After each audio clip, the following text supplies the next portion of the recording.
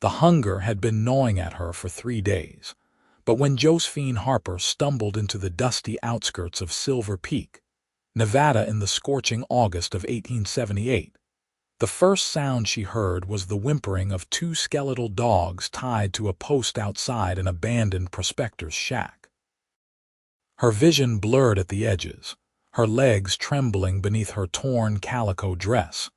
But she reached into her nearly empty satchel and pulled out the last 2 strips of jerky she had been saving, crouching down despite the dizziness that threatened to topple her. The dogs devoured the meat with desperate gratitude, their tails wagging weakly, and she stroked their matted fur with hands that shook from more than just exhaustion. She did not hear the footsteps behind her until a deep voice, rough as gravel but somehow gentle, said words that would change everything. "Madam, those dogs will survive another hour. You look like you won't." Josephine turned so quickly she nearly fell, catching herself against the weathered post. The man standing there was tall and broad-shouldered, his face shadowed by a wide-brimmed hat, dust coating his leather vest and denim trousers. His eyes, she noticed even through her haze, were a startling shade of blue-green, like the mountain lakes she remembered from her childhood in Colorado before everything had gone wrong. He held the reins of a paint horse in one hand, saddlebags slung over the animal's back. "I'm fine," she managed to say, though the words came out as barely more than a whisper. Her pride, the only thing she had left after losing her family's farm, her parents to fever, and her intended husband to a gambling debt that had sent him running to California without her, would not let her admit the truth. "You're swaying on your feet like a sapling in a windstorm," the man said, stepping closer. "When's the last time you ate something yourself?" Josephine tried to remember. There had been a biscuit, hard as a rock, somewhere on the road between Austin and here, or had that been 2 days ago? "I'm managing," she said, but her stomach betrayed her with a growl so loud the dogs perked up their ears. The cowboy looked at her for a long moment, then at the dogs, then back at her. Something shifted in his expression, a softness that seemed out of place in the harsh Nevada desert. "Come with me," he said, not unkindly. "My camp's just over that ridge. I've got beans and salt pork cooking and cornbread too. You look like you could use all 3. "I don't take charity," Josephine said, lifting her chin even as black spots danced in her vision. "It's not charity if you're doing me a favor," the man replied. "I made too much food and I hate waste. Besides, I could use the company. Name's Yates Oakley, and I've been riding alone for near about a week now. A man gets tired of talking to his horse." The paint horse snorted as if in agreement, and despite herself, despite the walls she had built around her heart after so much loss, Josephine felt the corners of her mouth twitch. "Josephine Harper," she said, "and I suppose if you're offering, it would be rude to refuse." "That's the spirit," Yates said, and there was genuine warmth in his voice. He glanced at the dogs. "What about them? They yours?" "No," Josephine admitted. "I just found them here. They looked hungry." Yates studied her again, and she felt heat rise to her cheeks that had nothing to do with the desert sun. "You fed starving dogs the last of your food when you were starving yourself," he said slowly, as if working through a puzzle. "That tells me more about you than 100 introductions would." Before she could respond, he was untying the dogs from the post. They followed him eagerly, sensing perhaps that this man meant them no harm. "Come on then, Miss Harper. Let's get some food in all of you." The walk to his camp was short but felt eternal to Josephine's weakened legs. Yates must have noticed because he slowed his pace, pretending to adjust his saddlebags when she needed to catch her breath. His camp was simple but well organized, tucked behind a cluster of rocks that provided shade and shelter from the wind. A small fire burned in a ring of stones, and the smell of cooking food hit Josephine so hard she actually swayed. Yates was beside her in an instant, his hand on her elbow steadying her. "Easy now," he murmured. "Sit down before you fall down." She let him guide her to a flat rock near the fire, too tired to argue anymore. He moved with efficient grace, pulling out a tin plate and loading it with beans, chunks of salt pork, and a thick slice of cornbread still warm from the coals. He handed it to her along with a fork and a cup of water from his canteen. "Eat," he said firmly. Josephine looked at the food, then at the dogs who were watching with hopeful eyes. Her hand moved toward them automatically, ready to share, but Yates shook his head. "You eat," he repeated, his voice brooking no argument. "I'll feed them." Something in her chest tightened, a feeling she could not quite name. No one had taken care of her, not since her mother had died 2 years ago. She had been the one doing the caring, the managing, the surviving. To have someone else step in, to take that burden from her shoulders even for a moment, felt strange and overwhelming and absolutely necessary all at once. But she started. "No buts," Yates said, already preparing another plate. "Your skin and bones and those dogs have more meat on them than you do right now. That's saying something." He crouched down and set the plate before the dogs, who fell upon it with the same desperate hunger Josephine felt. "There you go, boys, or girls. Haven't checked yet." Despite everything, Josephine laughed, a sound rusty from disuse. "You're very bossy, Mr. Oakley." "Yates," he corrected, glancing up at her with a hint of a smile. "And I prefer to think of it as decisively helpful." "That's a generous interpretation," Josephine said, but she was already eating, and the food was the most delicious thing she had ever tasted. The beans were perfectly seasoned, the pork rich and salty, the cornbread slightly sweet. She tried to eat slowly, knowing that gorging herself after days of near starvation would make her sick, but it took every ounce of willpower she possessed. Yates watched her from the corner of his eye as he tended to the dogs, making sure they had water as well. When they had finished eating, he examined them more carefully, running his hands over their ribs, checking their paws. "They've been out here a while," he said. "Probably belonged to someone who moved on and couldn't take them. Happens more than it should." "People can be cruel," Josephine said quietly, thinking of all the ways the world had shown her its harsh edges. "They can," Yates agreed, "but they can also be kind. You proved that today." Josephine set down her empty plate, feeling more human than she had in weeks. "I didn't do much." "You did everything that mattered," Yates said, standing and dusting off his hands. He was taller than she had realized, well over 6 feet, with the kind of build that came from years of hard work. His face, now that she could see it properly in the firelight, was handsome in a rough-hewn way, with a strong jaw, a straight nose that had been broken at least once, and those remarkable eyes that seemed to see right through her carefully constructed defenses. "You were starving and you thought of them first. That's character, Miss Harper. That's the kind of thing that defines a person." She looked away, uncomfortable with the praise. "I'm nothing special, just someone trying to survive." "Surviving while holding on to your humanity," Yates said. "That's harder than most people realize." He poured himself a cup of coffee from a pot she had not noticed on the fire, then offered her one. She accepted gratefully, wrapping her hands around the warm tin cup. "What brings you to Silver Peak, if you don't mind my asking?" Josephine considered lying, but something about Yates made her want to tell the truth. "I'm looking for work.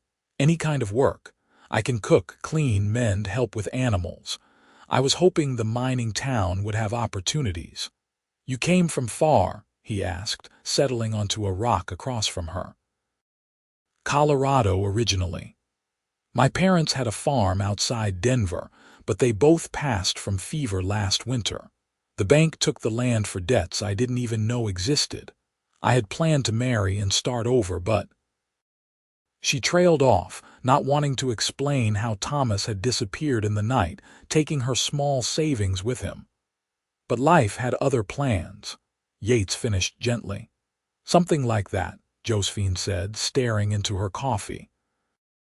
They sat in silence for a moment, the desert evening settling around them. The sun was beginning its descent toward the horizon, painting the sky in shades of orange and pink and purple that took her breath away. Silver Peak was visible in the distance, a collection of buildings clustered around the silver mine that had given the town its name. "I might be able to help," Yates said finally. "I work for the Double Bar Ranch about 10 miles south of here. We're always looking for help, especially with someone who can cook. Our current cook is getting on in years and could use an assistant. The pay's fair and there's a small cabin that comes with the job." Josephine looked up sharply. "You barely know me. Why would you vouch for me?" Yates met her gaze steadily. "Because I'm a pretty good judge of character, and because anyone who'd give away their last meal to help suffering animals is someone I'd want working alongside me. Besides," he added with a slight smile, "the ranch owner's wife has been after me to help find someone for months now. She'll be thrilled." "I don't know what to say," Josephine admitted. The offer was more than she had dared hope for when she had set out for Silver Peak. "Say you'll think about it," Yates suggested. "I'm heading back there tomorrow morning. You're welcome to come along and see if it suits you. If it doesn't, I'll bring you back to town and you'll be no worse off than you are now." It was a reasonable offer, more than reasonable given her circumstances. But Josephine had learned to be cautious to protect herself. "What do you do at the ranch?" she asked. "I'm the foreman," Yates said. "Been there about 5 years now. Before that I was working ranches up in Montana, but I got tired of the cold winters. Nevada suits me better." He paused, seeming to consider his next words carefully. "I won't lie to you, Miss Harper. It's hard work and the hours are long. But the Callahan family who owns the ranch, they're good people. They treat their workers fair, and nobody goes hungry or without a place to sleep." "The dogs," Josephine said suddenly. "Could I bring them?" Yates's face softened again in that way that made her heart do strange things. "We've got plenty of dogs at the ranch. 2 more won't make a difference. They can earn their keep helping with the cattle." The decision was easier than it should have been. Josephine had learned to trust her instincts, and everything about Yates Oakley felt solid and true. "All right," she said. "I'll come see the ranch." The smile that broke across Yates's face transformed him, taking years off his features and revealing genuine joy. "That's wonderful. You won't regret it, I promise you that." They talked as the evening deepened into night, Yates telling her about the ranch and the surrounding area, Josephine sharing carefully edited stories of her childhood. The dogs curled up between them, already more relaxed and content than they had been hours before. When Josephine's eyes began to droop, Yates insisted she take his bedroll while he kept watch by the fire. "I'm used to sleeping rough," he said when she protested, "and you need proper rest. We've got a long ride tomorrow." She was too exhausted to argue, and the bedroll was more comfortable than anywhere she had slept in weeks. As she drifted off, she heard Yates humming quietly, a melody she did not recognize but found soothing. For the first time since her parents had died, she felt something that might have been hope. Morning came with the soft light of dawn and the smell of fresh coffee. Josephine woke to find Yates already up and preparing breakfast, more cornbread and some eggs he must have been keeping in his saddlebags. The dogs were awake too, looking considerably better after food and rest.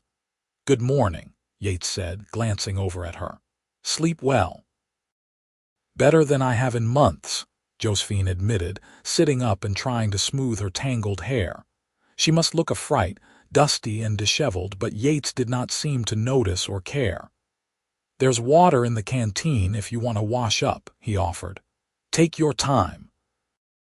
The ranch isn't going anywhere." After a simple breakfast and the chance to make herself slightly more presentable, they broke camp. Yates helped Josephine onto his horse, then swung up behind her with an easy grace that spoke of years in the saddle. The dogs trotted alongside, already seeming to understand they were part of this strange new pack. The ride to the Double Bar Ranch took most of the morning. Yates kept up a steady stream of conversation, pointing out landmarks and telling stories about the area. Josephine found herself relaxing against him, acutely aware of his solid warmth at her back, the strength of his arms on either side of her as he held the reins.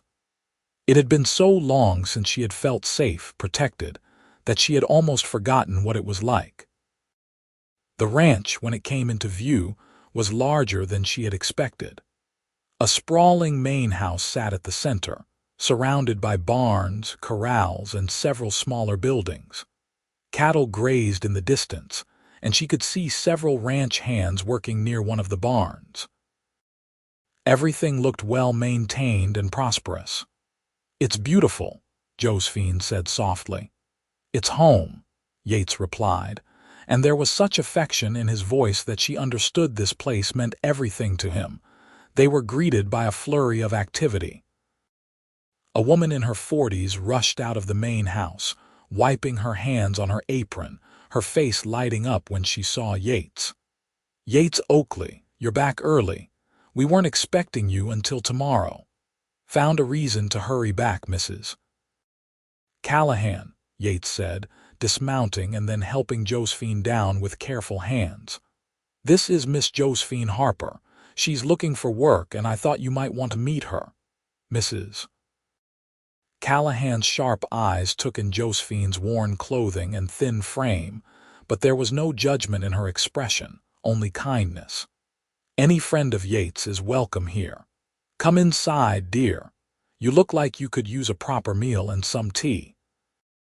"She can cook, keep house, and handle animals," Yates said. "And she's got a good heart. Found her this morning feeding 2 starving dogs her last bit of food even though she hadn't eaten in days herself." Mrs. Callahan's expression shifted from curious to deeply moved.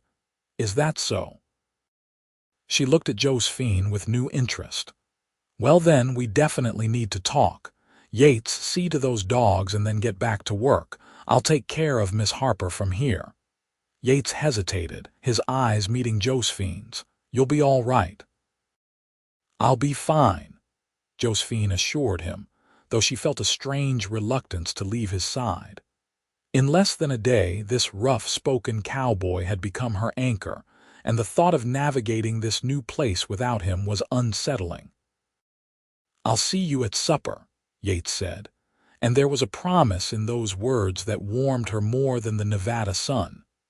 Mrs. Callahan linked her arm through Josephine's and led her toward the house, chattering about the ranch and the work and how desperately they needed help. But Josephine found herself looking back over her shoulder, watching as Yates led the horse away, the 2 dogs following faithfully at his heels. He glanced back at the same moment, their eyes meeting across the dusty yard, and the smile he gave her was like sunlight breaking through clouds. The next few hours passed in a whirlwind. Mrs. Callahan was indeed desperate for help, her current cook being nearly 70 and struggling with arthritis. Josephine was given a tour of the kitchen, shown the cabin that would be hers if she took the job, and introduced to what felt like dozens of ranch hands and workers. Everyone was friendly, if a bit curious about the new arrival Yates had brought back with him. "He doesn't usually bring strays home," one of the younger ranch hands said with a grin, then immediately looked embarrassed. "Not that you're a stray, madam. I just meant, I know what you meant," Josephine said, unable to take offense. "And I suppose I am, in a way, a stray he happened to find." "Well, if Yates vouches for you, that's good enough for all of us," the young man said seriously. "He's the best foreman this ranch has ever had. fair but firm, and he never asks us to do anything he wouldn't do himself. It was a sentiment she heard repeated throughout the day. Yates Oakley was clearly respected and well-liked, a man of integrity and skill. Josephine found herself wanting to know more about him, to understand what had shaped him into the person who would stop to help a starving stranger and her borrowed dogs. She saw him briefly at lunch, where he sat at a long table with the other ranch hands, laughing at someone's joke. When he caught sight of her, his face brightened, and he raised his hand in a small wave. She waved back, feeling foolishly pleased by the attention. By evening, Josephine had officially been hired. Mrs. Callahan offered her wages that seemed generous, plus room and board. She would start the next morning, helping the current cook and learning the routines of the ranch kitchen. It was more than she had hoped for, a new beginning when she had thought all her chances were used up. Supper that night was a communal affair, everyone gathering in a large dining hall attached to the main house. Josephine helped serve, getting a feel for the work, and found herself looking for Yates in the crowd. He arrived late, still dusty from whatever work had kept him, and made his way directly to where she was ladling stew into bowls. "How was your first day?" he asked quietly, holding out his bowl. "Overwhelming but good," Josephine replied honestly. "Mrs. Callahan is wonderful. Everyone's been so kind." "Told you," Yates said with satisfaction. "This is a good place." "Thank you," Josephine said, meeting his eyes, "for everything.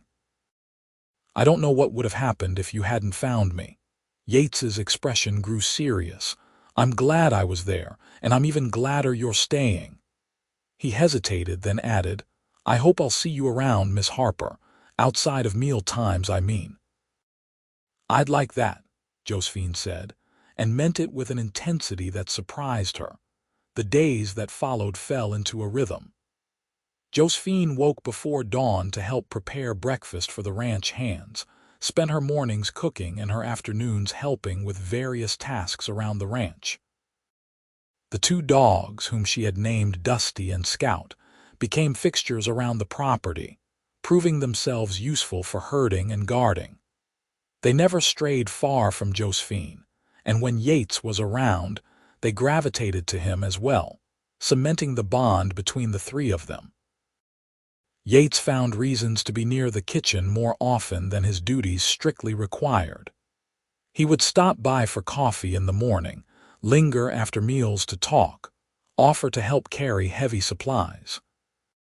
Josephine found herself looking forward to these encounters, to the way his eyes crinkled when he smiled, to the rumble of his laugh, to the gentle way he treated everyone and everything around him. 3 weeks after her arrival, Yates asked if she would like to go riding with him on Sunday, their shared day off. "There's a canyon about an hour from here," he said, almost shyly for such a confident man. "Beautiful this time of year, and there's a stream with cottonwood trees.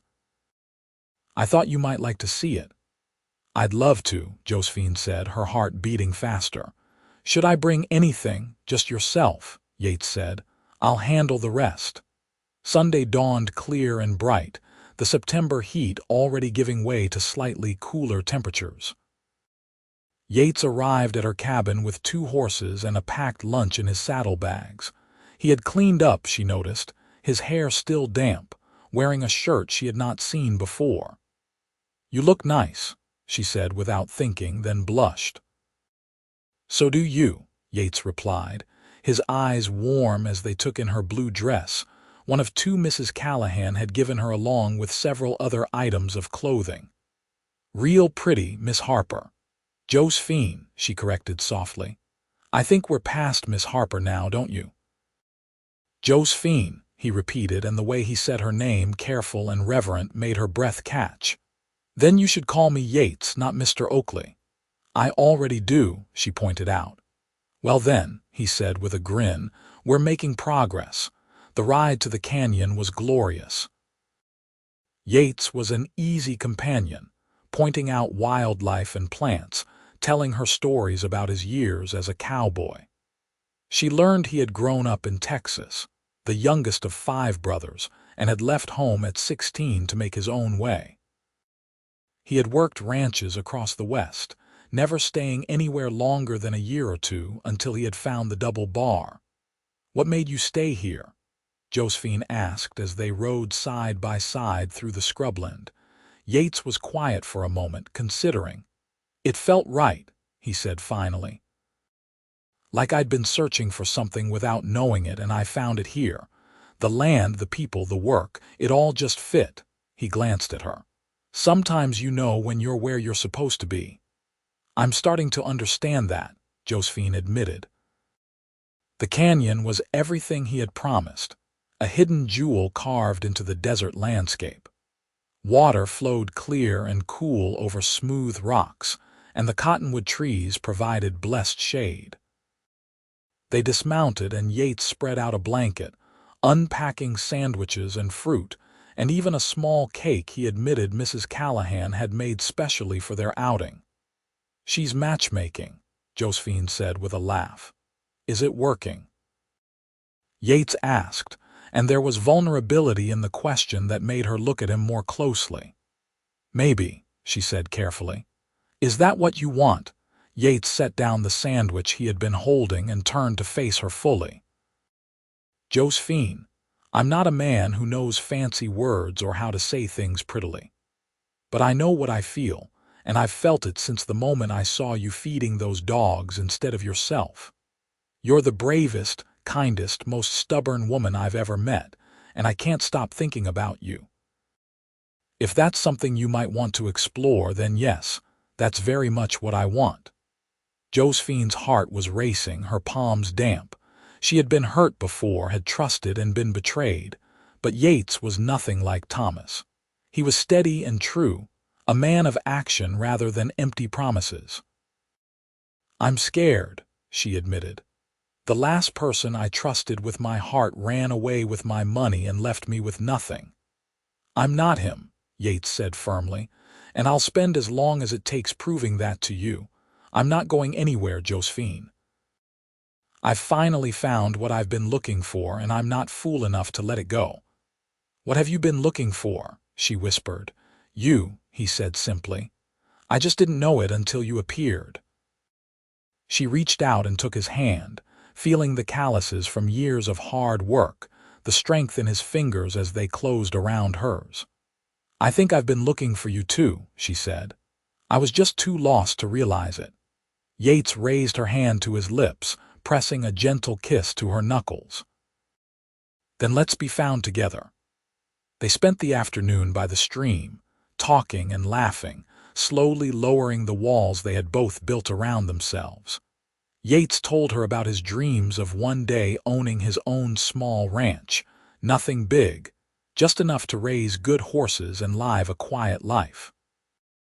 Josephine shared her love of cooking and her secret wish to one day have a family again, to rebuild what she had lost.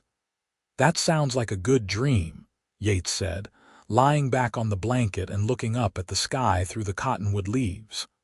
"A small ranch, a family, good work. Simple but meaningful." "Do you think dreams like that really come true?"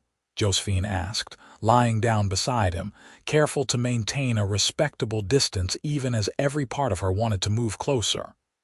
"I didn't used to," Yates admitted, "but lately I'm starting to believe they might." As the sun began to set, painting the canyon walls in shades of gold and crimson, Yates helped Josephine onto her horse. His hands lingered at her waist, and when she looked down at him, she saw everything she needed to know written in his face. This was a man she could trust, could build a life with, could love. "Yates," she said softly, and he looked up at her with such hope that it took her breath away. "I want to see where this goes. Between us, I mean. I'm still scared, but I think you're worth being scared for." His smile could have lit the desert at midnight. "I'll make sure you never regret it," he promised. "That's a vow, Josephine." The return ride to the ranch was slower, neither of them in a hurry to end the day. By the time they arrived, stars were beginning to appear in the darkening sky. Yates helped her down from her horse, and this time when his hands spanned her waist, he did not let go immediately. "Can I see you again?" he asked. "Like this, I mean, not just around the ranch." "Yes," Josephine said, smiling up at him. "I'd like that very much."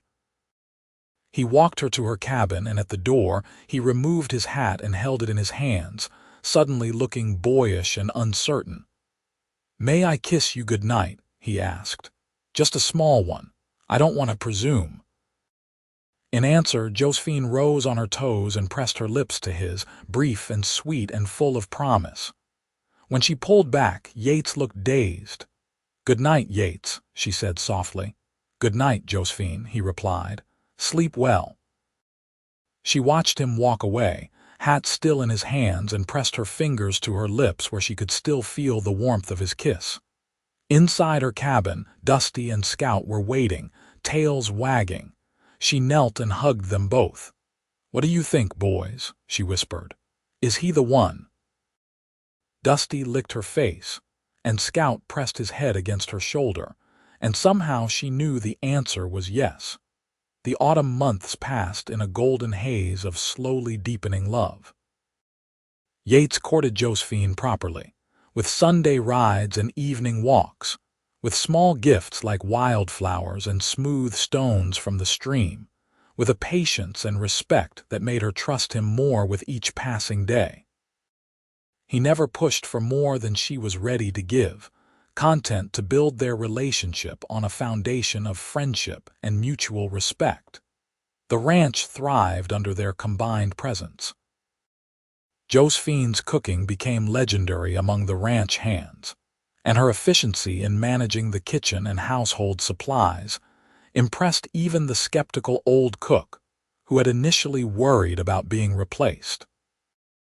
Yates continued to excel as foreman, earning a raise and more responsibilities from Mr. Callahan. In November, as the weather turned cooler and the first hints of winter appeared in the distant mountains, Yates asked Josephine to take another ride with him. They returned to their canyon, now transformed by autumn colors, and he led her to a flat rock overlooking the stream.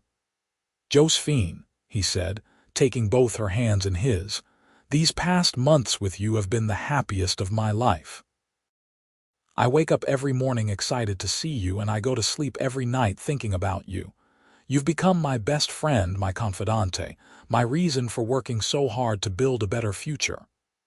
"Yates," Josephine began, her throat tight with emotion. "Let me finish," he said gently.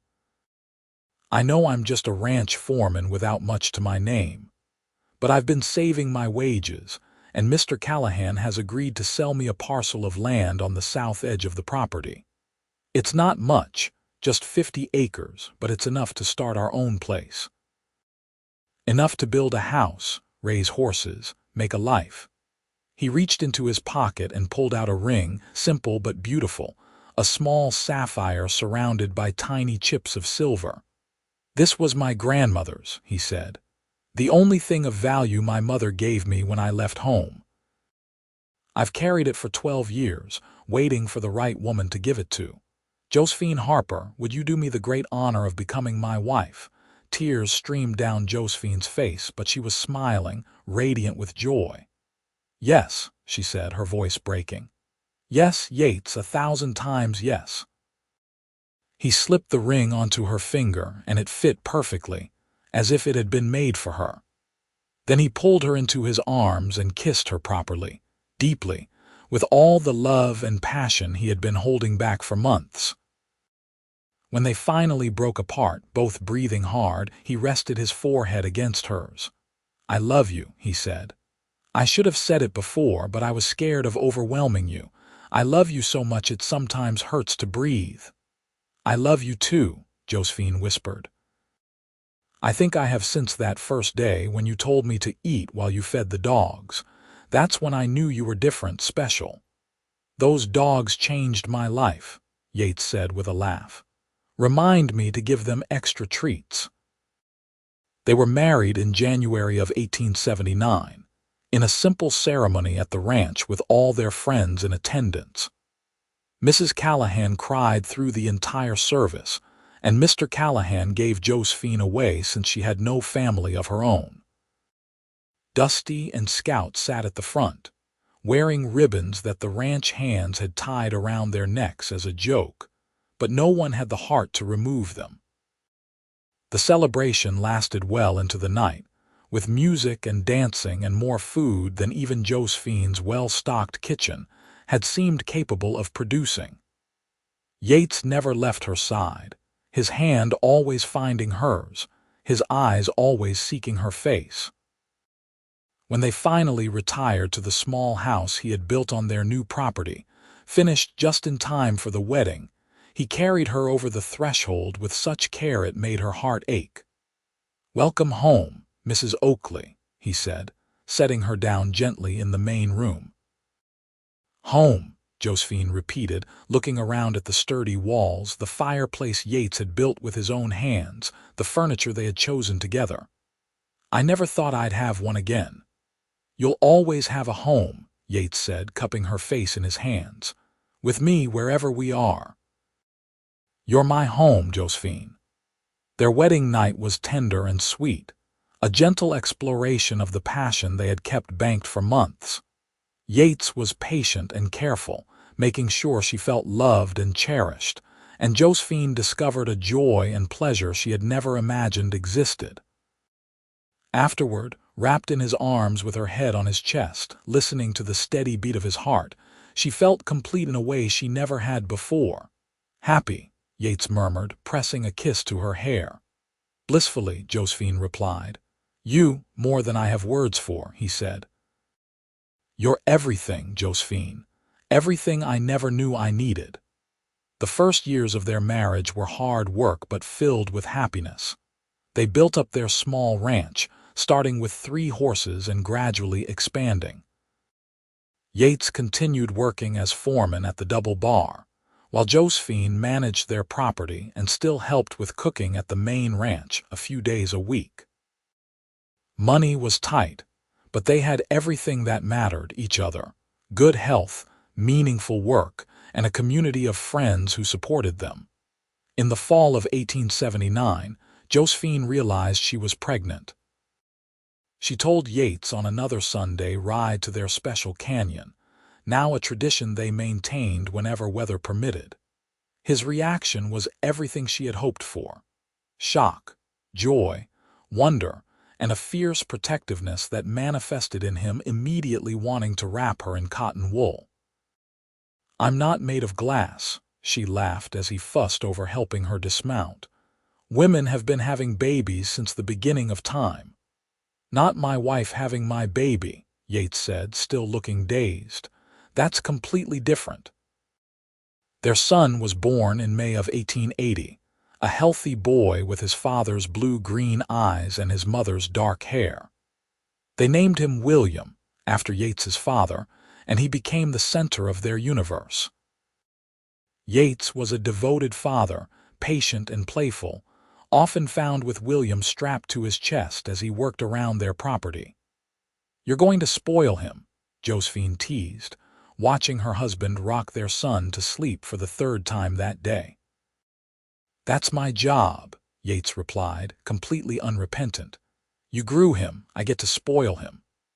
2 years later, their daughter arrived, a tiny thing with wisps of blonde hair and her father's smile. They named her Alina Rose, and she completed their family. Yates cried when he held her for the first time, this rough cowboy reduced to tears by the miracle of his daughter. "2 perfect children," he said to Josephine as she rested in their bed, exhausted but glowing. "How did I get so lucky?" "We both got lucky," Josephine corrected. "That day in Silver Peak when you found me with those dogs. Best day of my life," Yates said, kissing her forehead. "Well, except for the day you married me, and the day William was born, and today," he smiled. "I'm collecting a lot of best days with you, Mrs. Oakley." As their children grew, so did their ranch. Yates's horse breeding program became known throughout Nevada, and they were able to buy additional land, expanding their original 50 acres to over 200. They built a larger house, with proper bedrooms for the children and a big kitchen that was Josephine's pride and joy. But no matter how successful they became, they never forgot where they started. Every year on the anniversary of the day they met, they took food and supplies to Silver Peak, distributing them to people in need. And they always kept dogs, usually several, rescuing strays and giving them the kind of second chance they had both received. One evening, as they sat on the porch of their home watching William and Alina play with the latest additions to their dog pack, Yates reached over and took Josephine's hand. "You ever think about how different things could have been?" he asked quietly. "If I'd ridden past Silver Peak that day instead of through it, if I'd been an hour earlier or later." "Sometimes," Josephine admitted. "But then I remember that we were meant to find each other. Maybe not that exact day, but somehow, somewhere. Some things are just meant to be." "Like you feeding those dogs instead of yourself," Yates said. "That choice led to everything we have now." "Actually," Josephine corrected with a smile, "you feeding them while I ate led to everything. That was the moment I knew you were someone special.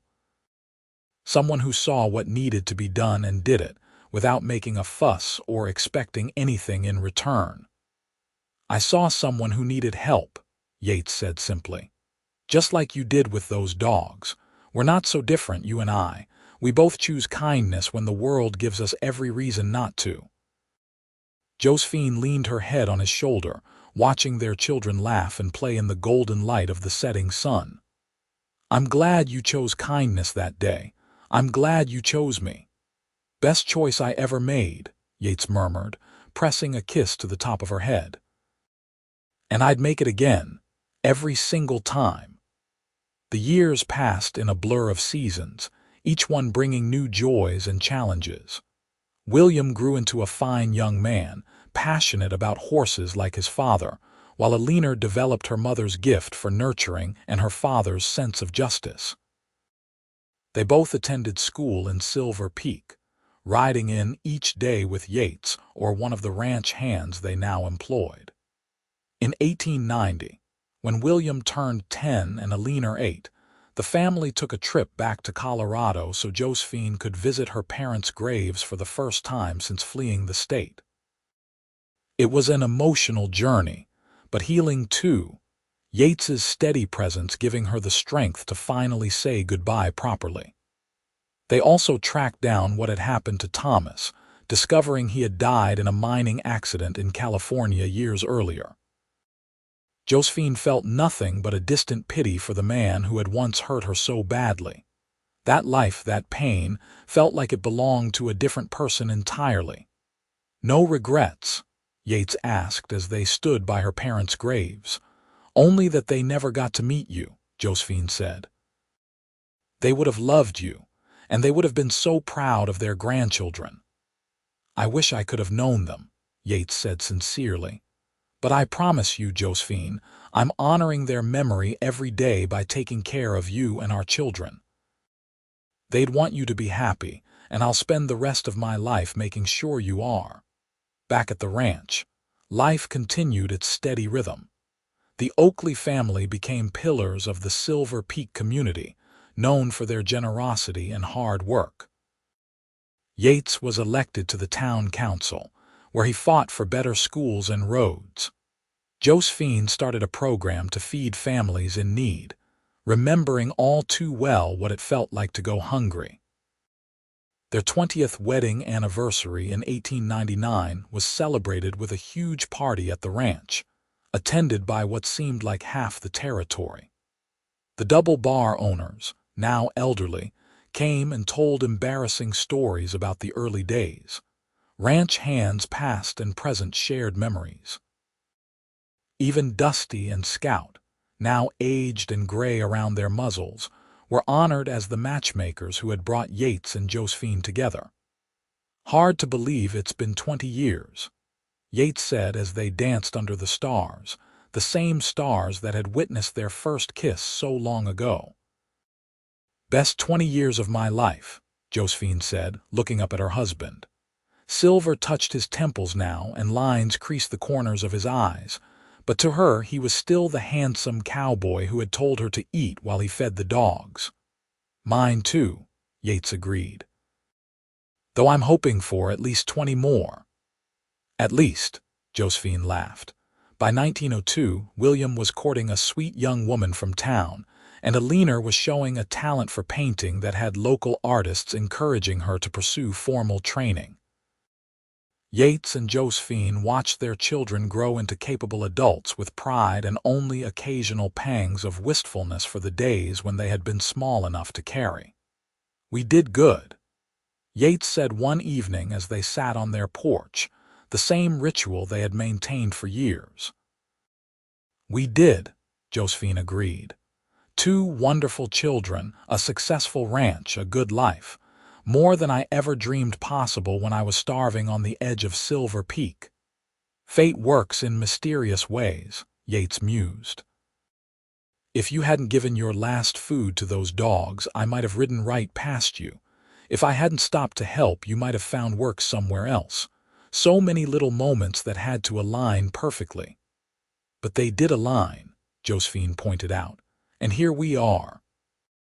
Yates pulled her close and she snuggled into his embrace, still fitting perfectly against his chest after all these years. Here we are, he echoed, right where we belong.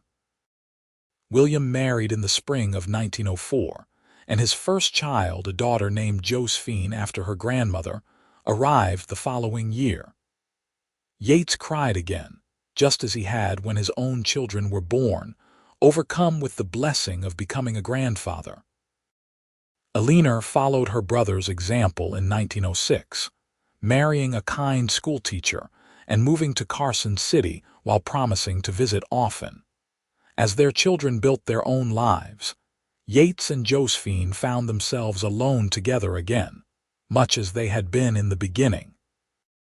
But there was no loneliness in it, only a deepening of the bond they had forged over nearly 3 decades of marriage. They took up their Sunday rides again, often returning to the canyon that held so many precious memories. I never told you, Yates said during one such ride in 1908, but I almost didn't go through Silver Peak that day. I was planning to swing wide around it, shave off an hour or 2 of travel time. What changed your mind? Josephine asked. A magpie, Yates said with a laugh. Flew right across my path and startled my horse into taking the longer route. I was annoyed at the time, but I think that bird was an angel in disguise. A magpie angel, Josephine said, shaking her head in amusement. Only you would think of that. Well, something divine had to be involved, Yates insisted. The odds of us meeting, of everything working out the way it did, are too astronomical to be pure chance. Maybe you're right, Josephine conceded. Maybe we had a little help from above. In 1912, Yates retired from active ranch work, turning over the day-to-day management to William while remaining involved in the business side. He and Josephine spent their newfound free time traveling, visiting Alina in Carson City, and spoiling their growing collection of grandchildren. They also finally took a trip back east to visit Yates's family in Texas, where Josephine met his brothers and their families for the first time. They love you, Yates said as they headed home to Nevada. My brothers all said I married way above my station. Your brothers are wise men, Josephine teased. But seriously, it was wonderful to meet them, to see where you came from. All roads led to you, Yates said simply. That's all that matters. Their 30th anniversary in 1909 was a quieter affair than the 20th had been, just family and close friends, but no less meaningful. Yates surprised Josephine with a new ring, a wider band set with diamonds that he had been saving for years to buy. You already gave me a ring, Josephine protested, though she was clearly delighted. That was when I was a poor foreman with more dreams than dollars, Yates said, slipping the new ring onto her finger above the sapphire band that had become part of her. "This is now, when I can finally give you the things you deserve, though nothing could ever be enough to repay you for saying yes to me all those years ago. You've repaid me every single day," Josephine said, tears streaming down her face. "With your love, your partnership, your devotion. I'm the luckiest woman in Nevada, maybe in the whole country." "The whole world," Yates corrected, pulling her into a kiss that still had the power to make her knees weak after 3 decades of marriage. As they moved into their 60s, Yates and Josephine took on the role of beloved grandparents and community elders. Their ranch was thriving under William's management. Alina was teaching art while raising her 3 children, and they had 8 grandchildren between them, with more likely on the way. Health issues began to crop up as they aged, but nothing serious, just the normal wear and tear of long lives well lived. Every evening, no matter the weather, they sat together on their porch, holding hands and watching the sunset. It had become their sacred ritual, a time to reflect on the day and count their blessings. "You remember what you said to me the first night we met?" Josephine asked on one such evening in 1915. "When you gave me food." "I said a lot of things," Yates replied, thinking back. "Which part?" "You said I was skin and bones, that the dogs had more meat on them than I did." Yates winced. "Not my most romantic moment, though it was true." "It was exactly what I needed to hear," Josephine said. "Not flattery or empty comfort, just honest concern. That's who you've always been, Yates. Honest and true and absolutely impossible not to love." "Right back at you," Yates said, squeezing her hand. "Though you're considerably less skin and bones these days." "Are you calling me fat?" Josephine asked with mock indignation. "I'm calling you perfect," Yates said seriously. "Every single pound of you. Every gray hair, every wrinkle, every part of you that's changed over the years. You're still the most beautiful woman I've ever seen, and I fall in love with you all over again every single morning." Josephine felt tears prick her eyes, a common occurrence these days when Yates said something particularly touching. "How did I get so lucky?" she whispered. "We both got lucky," Yates corrected, echoing words she had spoken so long ago. "That day in Silver Peak, we both got the second chance we didn't know we needed." By 1920, Yates and Josephine had been married for 41 years, a milestone they celebrated with their entire extended family gathering at the ranch. Grandchildren raced around the property while William and Alina coordinated the celebration. Yates, now 72, and Josephine, 63, surveyed the chaos with deep contentment. "All of this," Josephine said, gesturing at the crowd of people bearing their name and blood, "came from one act of kindness, from you seeing someone who needed help and choosing to do something about it. From you putting starving dogs before yourself," Yates countered. "That's what caught my attention, made me want to know you better. We're both responsible for this beautiful life we've built." That night, after everyone had gone home or retired to guest rooms, Yates and Josephine took a final walk around their property. The moon was full, bathing everything in silver light, and Dusty's great-great-grandpapas followed at their heels. "I want you to know," Yates said, stopping at the spot where their house first stood, now marked by a small garden Josephine had planted, "that I have absolutely no regrets. Not one. Every moment with you has been a gift, and I'm grateful for all of it. The struggles made us stronger, the joys more precious. It's all been perfect because we faced it together." "No regrets here either," Josephine said, leaning against him. "Well, maybe one tiny one." "What's that?" Yates asked, concerned. "That we don't have another 41 years ahead of us," Josephine said wistfully. "I could spend 10 lifetimes with you and it still wouldn't be enough." "Then we'll just have to make every remaining day count," Yates said, tilting her face up to his and kissing her softly. "Starting with tomorrow." They returned to the house hand in hand, just as they had done everything for over 4 decades. The next morning, Yates woke before dawn as always and watched Josephine sleep, her face peaceful in the early light. He thought about the starving woman he had found feeding dogs instead of herself, about the leap of faith she had taken in trusting him, about all the years they had spent building this beautiful life together. "Thank you," he whispered, though he was not sure if he was addressing Josephine, God, fate, or that magpie from so long ago.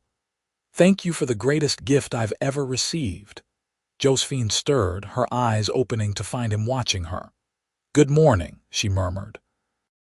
"The best morning," Yates corrected, "because it's one more morning with you." And so their days continued, each one a blessing, each one proof that sometimes the most extraordinary love stories begin with the simplest acts of kindness. A hungry woman feeding dogs instead of herself. A cowboy who saw someone in need and said the words that would change both their lives forever. "You eat, I'll feed them."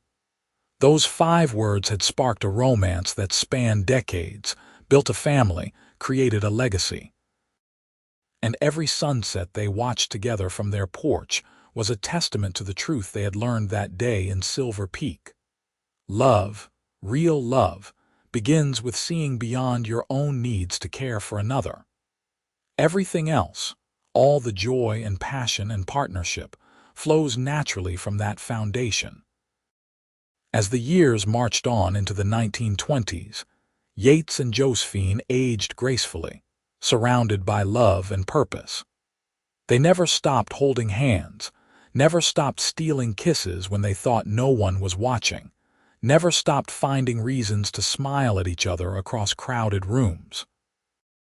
Their love remained a living, breathing thing, tended carefully through all the seasons of their lives. And on quiet evenings when the grandchildren begged for stories, they always told the same one, about 2 starving dogs, a hungry woman, and a cowboy who understood that the measure of a person lies not in what they take, but in what they give. It was a story that had shaped their entire lives, and one they hoped would inspire generations to come. The sun set on another perfect day in Silver Peak, Nevada, and Yates Oakley squeezed his wife's hand, knowing with absolute certainty that he was exactly where he belonged, with exactly who he belonged with, living exactly the life he was meant to live. And Josephine Harper, Oakley squeezed back, her heart full to overflowing with a love that had started with feeding starving dogs and bloomed into the greatest adventure of her life. They had taken their second chances and built something magnificent. And that, they both knew, was the best ending of all.